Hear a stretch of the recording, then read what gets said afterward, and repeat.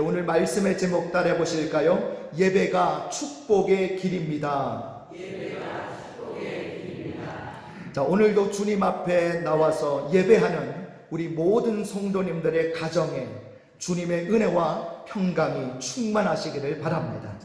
자, 서로 이렇게 축복해 보실까요? 항상 예배의 삶을 사십시오. 자, 여러분 운동을 좋아하십니까? 많이는 안 하셔도 아마 조금씩은 아마 하시겠죠. 왜 운동을 하십니까? 사람마다 운동을 하는 목적이 좀 다르겠지만 아마 가장 중요한 두 가지 목적을 둔다면 첫 번째는 건강과 두 번째는 몸매 관리가 아닌가 생각이 듭니다. 여러분은 운동을 하실 때 건강과 몸매 관리 중 어느 쪽에 더 많은 관심을 가지고 하십니까?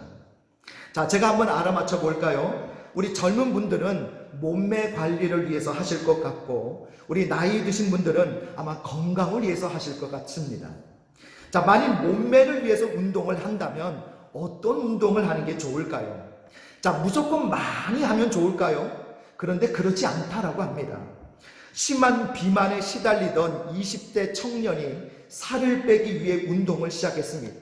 1년 동안 열심히 헬스장에 나가서 유산소 운동도 하고 근육 운동도 했는데 이상하게 별로 체중이 줄지를 않는 거예요. 그래서 늘 그게 고민이었는데 우연히 이 헬스장 코치의 안내를 받고 운동 순서를 바꿨더니 그때부터 갑자기 눈에 보이게 살이 빠지기 시작하는 거예요. 그동안 이 청년은 먼저 러닝머신을 1시간을 하고 그 후에 근육 운동을 했었는데 이 근육 운동과 러닝머신의 순서를 바꿨더니 체중이 훨씬 더 잘 줄더라는 거예요. 자, 이렇게 세상에는요 똑같은 일을 해도 순서를 어떻게 하느냐에 따라 엄청난 차이가 생기는 경우가 있습니다. 여러분 생각해 보십시오. 남의 물건을 내가 좀 쓰겠다고 먼저 말한 후에 쓰는 것과 먼저 쓴 후에 나중에 내가 좀 썼다고 말하는 게 같습니까? 전혀 다르지요. 잘못하다가는 도둑이 될 수도 있지 않겠습니까? 수술도 마취를 먼저 하고 수술을 해야지 수술을 먼저 하고 나서 마취를 하면 어떻게 되겠습니까? 자, 그런데 여러분 신앙생활에도 이 순서를 바꾸면 큰일 나는 경우가 있다는 것을 아십니까? 여러분 생각해 보십시오. 하나님이 나를 구원해 주셨기 때문에 하나님께 감사하면서 앞으로 신앙생활을 잘 하겠다는 그런 결단으로 세례를 받는 것과 아직 구원을 받지 못했기 때문에 구원을 받기 위해서 세례를 받는 것이 같습니까? 자, 구원의 은혜에 감사하며 세례를 받는 것은 이것은 올바른 신앙이죠. 하지만 구원을 받기 위해 세례를 받는 것은 이것은 잘못된 신앙입니다. 이것은 세례라고 하는 종교 행위를 통해서 구원을 받으려고 하는 거죠. 달리 말하면 내 행위로 구원을 받으려고 하는 것입니다. 자, 이런 것을 바로 뭐라고 합니까? 율법주의라고 하는 거죠. 이것은 불신앙입니다. 이렇게 구원과 세례의 순서도 바뀌면 큰일 나는 거예요. 자, 오늘 본문도 우리에게 이 순서의 중요성을 가르쳐 주는 말씀입니다. 자, 오늘 본문의 배경은 이렇습니다. 자, 이스라엘 백성은 하나님이 약속하신 이 가나안 땅을 얻기 위해 애굽에서 나왔죠. 하지만 막상 가나안 땅에 들어가야 할 때에 하나님을 믿지 못하고 10명의 정탐꾼들의 부정적인 보고를 따르다가 결국 들어가지 못하죠. 이 불신 때문에 이스라엘 백성들은 무려 40년 동안이나 광야에서 방황을 하게 됩니다. 이 40년 동안 출애굽 1세대는 여호수아와 갈렙을 제외하고는 모두 광야에서 죽게 되고 출애굽 2세대가 이제 가나안 땅에 들어가게 됐죠. 자, 그런데 가나안 땅에 들어가려면 강을 하나 건너야 되는데 무슨 강을 건너야 되죠? 요단강을 건너야 됩니다. 자, 그래서 이스라엘 백성은 이 여호수아의 지도하에 요단강을 건너게 되죠. 이때는 요단강에 물이 가득 넘치는, 범람할 정도로 넘치는 그런 시기여서 이거는 뭐 쉽게 건너갈 수가 없는 상황이었습니다. 그러나 하나님께서 기적을 베풀어 주셔서 제사장들이 어깨에 벗개를 메고 요단강에 들어서자 이 요단강 물이 저기 상류 쪽에서부터 멈추더니 그 물이 쌓여서 흘러내려오지를 않게 되는 거죠. 그래서 이스라엘 백성들은 강바닥을 밟고 무사히 요단강을 건너가게 됩니다. 자, 이렇게 요단강을 건넌 후에 하나님께서 이스라엘 백성들에게 두 가지 명령을 시키셔요. 자, 첫 번째는 요단강 바닥에서 돌을 12개를 가져다가 자, 이스라엘 백성들이 그날 밤 유숙하는 장소에 세우도록 명령을 하십니다. 그리고 또 하나는 아직 할례를 받지 못한 남자들로 하여금 할례를 받는 명령을 주신 거죠. 자, 왜 하나님은 이 요단강 바닥에 돌 12개를 가져다가 세우게 하셨을까요? 이스라엘 백성이 대대로 그 세워진 돌을 볼 때마다 아하, 하나님의 큰 능력으로 우리를 도와주셨다라는 것을 기억하면서 하나님을 잘 믿고 섬기게 하기 위해서다라는 거예요. 자, 그러면 할례는 왜 받게 하셨을까요? 자, 여기서 우선 우리가 기억해야 할 것은 이때까지 할례를 받지 못한 백성들이 주로 누굽니까? 모두 광야에서 태어난 40세 미만의 사람들이라는 거죠. 자, 그러니까 지금 40세 미만의 남자들은 모두 할례를 받아야 하는 것입니다. 여러분 생각해 보십시오. 가나안 땅을 정복하려면 전쟁을 해야 하는데 백성 중에 누가 가장 싸움을 잘하겠습니까? 젊은 남자들이겠죠. 그런데 이 40세 미만의 젊은이들이 모두 지금 할례를 받게 된 거예요. 할례는 남자의 생식기에 하나님의 백성이라는 그런 표시를 몸에다 하는 것입니다. 자, 그런데 할례를 받으면 고통이 심하기 때문에 며칠은 제대로 몸을 움직일 수조차도 없습니다. 꼼짝없이 누워 있어야 된다는 거예요. 자, 이것을 잘 보여주는 사건이 창세기에 나오죠. 야곱의 딸 디나가 세겜의 왕자에게 성폭행을 당하자 이 야곱의 아들들이 세겜 사람들에게 너희가 할례를 받으면 디나도 너희에게 주고 너희와 결혼도 하겠다라고 그렇게 그들을 속이죠. 그래서 세겜 사람들이 할례를 받고 꼼짝도 못하고 누워있을 때에 이 야곱의 아들들이 칼을 들고 들어가서 세겜 사람들을 전멸시키지 않습니까? 자, 그러니까 지금 이스라엘의 장정들이 적군 앞에서 할례를 받는다는 것은 대단히 위험한 일인 거예요. 그렇다면 왜 하나님이 여기서 할례를 받게 하셨을까요? 요단강을 건너기 전에 할례를 받는 게 훨씬 더 안전할 텐데 왜 그렇게 하시지 않고 강을 건너서 적군을 코앞에 두고 있는 상황에서 할례를 받게 하셨을까요? 아니면 아예 적군을 다 파멸시키고 나라가 안정된 후에 할례를 받게 해도 되지 않습니까? 그런데 왜 하필이면 지금 할례를 받게 하셨을까요? 자, 하나님이 이렇게 하신 것은 이 순서가 가장 좋기 때문입니다. 우리 눈에는 할례를 먼저 받고 요단강을 건너고 정복 전쟁의 순서나 아니면 요단강을 건너고 정복 전쟁을 하고 맨 마지막에 할례의 순서가 가장 좋아 보이죠. 하지만 하나님이 보실 때는 그렇지 않다는 거예요. 요단강을 건너서 할례를 하고 정복 전쟁을 하는 이 순서가 가장 좋다는 거예요. 그래서 하나님이 이런 순서로 행동하게 하신 것입니다. 자, 먼저 요단강을 건넌 후에 할례를 받는 게 왜 좋은지 한번 살펴보겠습니다. 여러분 생각해 보십시오. 요단강을 건넌 것은 이건 엄청난 기적입니다. 자, 여기는 두 가지 중요한 의미가 들어가 있어요. 첫 번째 의미는요, 요단강을 건넌다는 것은 약속의 땅에 입성한다는 거예요.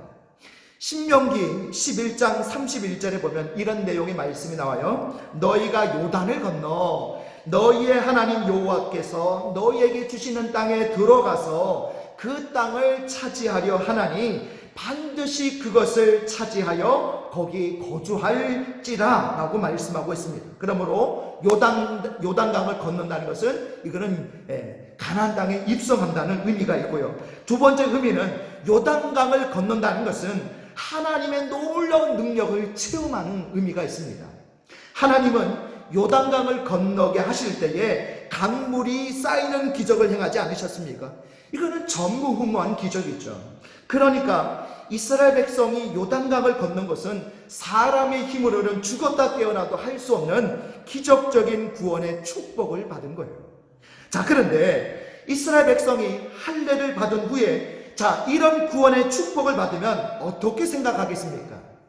할례 덕분에 구원을 받았다고 생각하지 않을까요? 그러면 믿음이 어떻게 됩니까? 할례라는 종교 의식을 통해서 구원을 받으려고 하는 율법주의가 되는 거죠.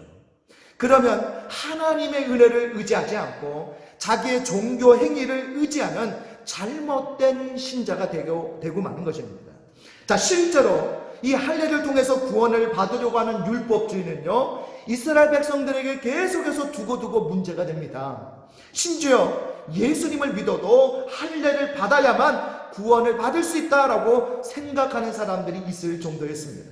그래서 바울이 갈라디아서 5장 2절에서 이렇게 가르쳐주고 있어요. 보라, 나 바울은 너희에게 말하노니 너희가 만일 할례를 받으면 그리스도께서 너희에게 아무 유익이 없으리라. 이 말씀은요, 예수님을 믿어도 할례를 통해서 구원을 받으려고 한다면 그리스도의 은혜를 입을 수 없다는 뜻이에요. 신약 시대 때도 이랬으니 이 여호수아 시대에 할례를 먼저 받고 요단강을 건너면 얼마나 율법주의에 빠지기가 쉬웠겠습니까? 그래서 하나님은 이스라엘 백성들이 할례도 받지 않고 종교적으로 부족한 모습으로 강을 먼저 건너게 하신 거예요. 그러면 백성이 어떻게 이런 기적적인 구원의 축복을 받았다고 생각하겠습니까? 오직 하나님의 은혜로 받았다고 생각하게 되는 거죠. 이게 바로 믿음의 핵심입니다. 참 믿음은 사람의 공로를 전혀 의지하지 않습니다. 사람은 그냥 부족할 뿐이지만 하나님이 일방적인 은혜로 구원해 주셨다라고 믿는 거죠. 요단강을 건넌 후에 할례를 받은 것은 또 한 가지의 중요한 의미가 있습니다. 그것은 하나님을 철저하게 믿고 의지하게 만든 것이다라는 거예요. 여러분 생각해 보십시오. 강을 사이에 두고 할례를 받으면 어떻습니까? 내가 꼼짝 못해도 그래도 강이 막아주고 있으니까 안전하죠. 적군이 쳐들어온다고 해도 이 강이 방어막이 되어주는 거죠. 그러나 강을 건넌 후에 할례를 받으면 이거는 완전히 노출되어 있는 거 아닙니까? 위험한 거죠. 적군이 쳐들어오면 꼼짝할 수 없이 그냥 그 자리에서 당할 수밖에 없는 거예요. 이것은요, 철저히 하나님을 믿지 않으면 할 수 없는 일입니다. 하나님은 지금 이런 명령을 통해 이스라엘 백성들이 어떤 상황에서도 철저히 하나님을 믿고 따르도록 훈련시키고 계시는 거예요. 실제로 이스라엘 사람들은요, 하나님만 믿고 할례를 행했던 겁니다. 그리고 하나님은 그런 이스라엘 백성들을 철저하게 보호해 주셨어요. 이런 경험을 통해서 이스라엘 사람들은 아무리 인간적인 생각으로는 어렵게 느껴져도 하나님의 말씀대로 순종하면 된다라는 것을 체험적으로 배우게 되는 거죠. 그리고 이런 것을 통해 믿음이 더욱 성장하게 되는 것입니다. 그런데 본문을 잘 보십시오. 하나님이 이런 위험한 일을 하라고 명령하실 때에 아무 대책도 세우지 않고 명령하셨을까요? 아닙니다. 하나님은 이미 모든 안전 조치를 다 취하고 명령을 내리셨다는 거예요. 우리 여호수아 5장 1절을 한번 같이 읽어보겠습니다. 시작. 요단 서쪽에 아모리 사람의 모든 왕들과 해변에 가나안 사람의 모든 왕들이 여호와께서 요단물을 이스라엘 자손들 앞에서 말리시고 우리를 건너게 하셨음을 듣고 마음이 녹았고 이스라엘 자손들 때문에 정신을 잃었더라. 아멘. 하나님은 이미 가나안 사람들을 겁에 질려서 정신을 잃게 만드셨다는 거예요. 절대 이스라엘을 공격할 엄두조차 내지 못하게 만드셨다는 거예요. 그리고 이스라엘 백성들에게 할례를 행하도록 명령하신 거죠. 여러분, 우리의 신앙생활도 마찬가지입니다.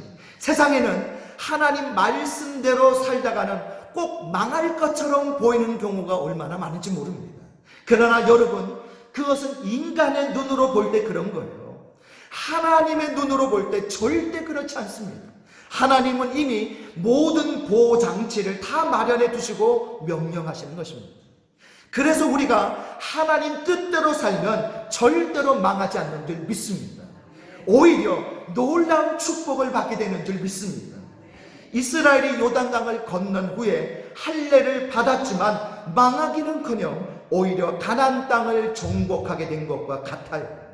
이렇게 하나님을 믿고 하나님 뜻대로 사는 게 바로 믿음으로 세상을 이기는 삶인 것입니다. 이제 가나안 땅을 정복하기 전에 할례를 받은 모습을 살펴보겠습니다. 자, 이왕에 요단강을 건넌 후에 할례를 받게 하실 것이라면 아예 가나안 땅 정복까지 끝낸 후에 할례를 받는 것도 괜찮지 않을까요? 꼭 지금 할례를 받게 해야 할까요? 물론입니다. 자, 하나님은 이 순서가 가장 좋기 때문에 이런 순서로 일을 시키신 거예요. 자, 그렇다면 지금 할례를 행하는 게 어떤 점에서 좋을까요? 자, 아까 우리는 구원과 세례의 순서에 대해서 말씀을 드렸는데요. 우리는 세례를 먼저 받고 구원을 받는 게 아니죠. 믿음으로 구원을 먼저 받고 세례를 받습니다. 자, 그런데 믿음으로 구원을 받으면 언제 세례를 받습니까? 인생이 끝날 때 세례를 받습니까? 아니죠. 예수님을 믿으면 바로 세례를 받습니다. 자, 그리고 세례받은 성도로서 평생 신앙생활을 하게 됐죠. 자, 왜 믿으면 신앙생활을 계속 하다가 죽을 때 세례를 받지 않고 세례를 먼저 받고 신앙생활을 합니까? 자, 이것은 세례의 의미를 생각해 보면 쉽게 알 수가 있습니다. 자, 여러분, 세례가 뭡니까? 세례는 예수님을 믿는다는 공식적인 신앙 고백이며 이제 하나님의 자녀로 살겠다는 결단의 표시입니다. 우리 말씀 한번 같이 찾아볼게요. 로마서 6장 4절입니다. 같이 읽습니다. 시작. 그러므로 우리가 그의 죽으심과 합하여 세례를 받음으로 그와 함께 장사되었나니 이는 아버지의 영광으로 말미암아 그리스도를 죽은 자 가운데서 살리심과 같이 우리로 또한 새 생명 가운데서 행하게 하려 함이라. 아멘. 자, 세례는 교회에 속한 성도가 되겠다는 표시입니다. 자, 우리가 믿고 구원을 받으면 이제부터 믿음을 지키며 바른 신앙생활을 해야 하는 거죠. 이를 위해서는 교회에 나와서 성실히 신앙생활을 해야 합니다. 그러니까 믿으면 즉시 세례를 받고 교회에 나와서 열심히 신앙생활을 해야 하는 것이죠. 그냥 대충 신앙생활 하다가 죽을 때 세례를 받는다는 것은 말이 안 되는 것입니다. 자, 그런데 구약의 할례는 이 신약의 세례와 비슷한 성격을 가지고 있어요. 그렇다면 왜 하나님께서 이스라엘 백성들에게 가나안 땅을 다 정복한 후에 할례를 행하게 하지 않으시고 요단강을 건너자마자 할례를 행하게 하셨는지를 알 수가 있죠. 여러분, 생각해 보십시오. 이스라엘 백성은 하나님의 은혜로 요단강을 건너서 이제 약속의 땅에 들어왔습니다. 구원의 축복을 받은 거죠. 자, 그러나 이제 장기간에 걸쳐서 이 가나안 땅을 정복해 가야 되는 거예요. 그러려면 이스라엘 백성들은 정말 하나님의 백성답게 올바른 신앙생활을 해야 되는 거예요. 이를 위해서는 자기들이 정말 하나님의 백성이라는 증거를 확고히 세우고 올바른 신앙생활을 하겠다는 결단의 표시로 할례를 받아야 하는 거예요. 그래서 하나님은 이스라엘 백성이 요단강을 건넌 후에 바로 할례를 받고 올바른 신앙생활을 하게 만드신 것입니다. 그런 후에 가나안 땅을 정복해 나가게 해주신 거죠. 여러분, 하나님께서 이 순서를 이렇게 하신 것은 얼마나 정확한 타이밍인지 모릅니다. 우리도 마찬가지예요. 우리가 하나님의 은혜를 입고 구원의 자리에 들어왔으면 이제 정말 하나님의 뜻대로 살며 하나님의 축복을 누리기 위해서 반드시 할례를 받아야 하는 것입니다. 물론 우리가 받아야 할 할례는 바로 영적인 할례죠. 영적인 할례가 뭡니까? 영적인 할례는 그냥 세례가 아닙니다. 영적인 할례는 할례나 세례가 가진 영적인 뜻을 이루는 거예요. 자, 옛날 할례는 이스라엘 하나님의 백성이라는 이 거룩한 자리에 세워주고 하나님의 뜻대로 살도록 결단하게 해주는 하나의 통로였습니다. 그리고 약속의 땅을 밟게 해주는 그런 하나님의 약속과 은혜와 축복이었죠. 우리가 받아야 할 영적인 할례도 이와 같습니다. 우리는 예수님을 믿고 구원을 받았습니다. 그래서 이제 하나님의 자녀라는 이 거룩한 자리에 서서 하나님 뜻대로 살아야 합니다. 이렇게 살려면 성실히 교회에 나와서 예배를 드리고 세상에 나가서는 철저히 하나님 뜻대로 살아야 합니다. 그러면 하나님께서 예배해 두신 놀라운 은혜와 축복을 누리게 되는 거예요. 이것이 바로 영적인 할례이고 하나님이 정해주신 신앙생활의 순서다라는 거예요. 먼저 예수님을 믿고 구원을 받습니다. 그 후에 세례를 통해서 하나님 뜻대로 살기로 결단하고 철저히 교회에 나와 하나님께 예배하며 세상에 나가서 바르게 삽니다. 그러면 하나님의 놀라운 축복과 은혜를 풍성히 누리게 되는 거예요. 미국의 아이젠하워 대통령에게 이런 일화가 있습니다. 1959년에 소련의 후르시초프가 정상회담을 하러 미국에 왔는데 회담 날짜가 주일이었다고 해요. 그날 아침에 아이젠하워는 후르시초프에게 전화를 걸어서 같이 교회 가자고 권했는데 당연히 후르시초프는 거절을 했습니다. 자, 그러자 아이젠하워는 1시간 30분만 기다려달라고 하고는 예배에 참석한 후에 회담장으로 갔다고 해요. 자, 당시에 초강대국 이 소련의 지도자를 이런 식으로 대한다는 게 여러분 이게 상상이나 가능한 일입니까? 그런데도 아이젠하워는 예배를 위해서 이렇게 했다는 거예요. 실제로 이 아이젠하워는 평생 주일 예배를 귀하게 여기며 살았다고 합니다. 아이젠하워는 군인으로 정치가로 크게 성공한 사람입니다. 놀라운 지도력으로 2차 세계대전을 승리로 이끌었고 수많은 사람들의 사랑과 존경을 받으며 8년 동안이나 대통령직을 수행했습니다. 어떻게 아이젠하워가 이런 성공적인 삶을 살 수 있었을까요? 자, 그것은 성경에 나오는 다니엘을 보면 알 수가 있습니다. 다니엘은 당시 세계 최강대국인 바벨론과 메대에서 최고의 자리에 올랐던 인물이죠. 그 이유가 뭡니까? 조금의 흠도 없이 하나님을 섬기려고 최선을 다했기 때문 아닙니까? 다니엘은 부정한 음식은 아예 쳐다보지도 않았고 기도하면 사자굴에 집어넣겠다는 그런 협박 앞에서도 목숨을 걸고 기도했던 사람입니다. 다니엘은 이렇게 최선을 다해 하나님을 모시고 섬겼기 때문에 하나님의 축복을 받아 그런 인물이 된 거죠. 아이젠하워도 마찬가지예요. 하나님께 예배드리는 것을 가장 귀하게 여겼기 때문에 하나님은 그를 존귀한 인물이 되게 하시고 놀라운 축복을 부어주신 거예요. 여러분, 분명히 하나님은 외모를 보시지 않고 우리의 중심을 보십니다. 그러나 그렇다고 우리의 외모나 형식을 무시하고도 신앙생활을 잘할 수 있는 것은 아닙니다.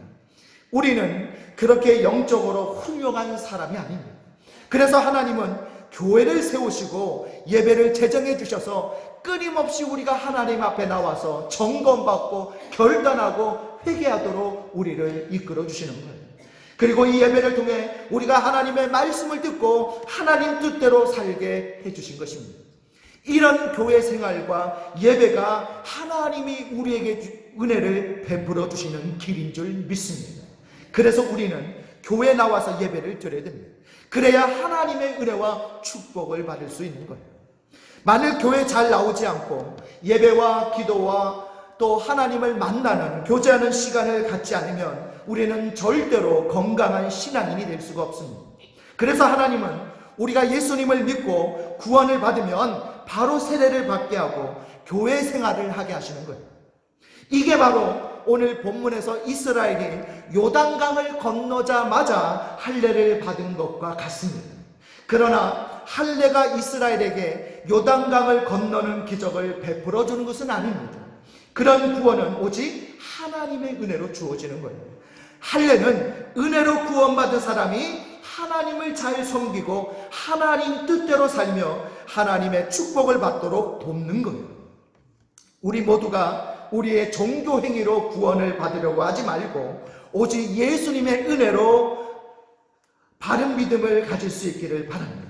그리고 예수님의 은혜로 구원을 받았으면 이제 세상의 모든 어려움을 이겨내고 철저히 예배와 교회 생활을 통해 하나님을 섬기시며 하나님 뜻대로 사시기를 바랍니다. 그래서 정말 하나님의 자녀로서 하나님께 영광을 올려드리고 하나님이 예비해 두신 축복을 풍성히 받아 누리는 귀한 신앙생활을 할 수 있기를 바랍니다. 여러분, 이제 주님의 말씀을 마음에 품고 세상에 나가십시오. 우리는 아무 공로 없이 오직 하나님의 은혜로 구원을 받습니다. 그리고 구원을 받으면 하나님의 자녀로서 철저히 하나님께 예배드리며 하나님의 뜻대로 살아야 할 줄 믿습니다. 이게 바로 영적인 할례를 받은 참 신앙인의 삶이다라는 거예요. 그러니 이제 교회의 예배를 귀하게 여기시고 철저히 참여하시기 바랍니다. 그리고 세상에서도 하나님의 뜻대로 철저하게 살아가시기 바랍니다. 그러면 여러분은 하나님의 은혜와 축복을 풍성히 받아 하나님을 영화롭게 하고 많은 사람들에게 덕을 끼치며 복된 삶을 살게 될 줄 믿습니다. 오늘 저와 여러분 모두가 이런 삶이 되시기를 주님의 이름으로 축복합니다.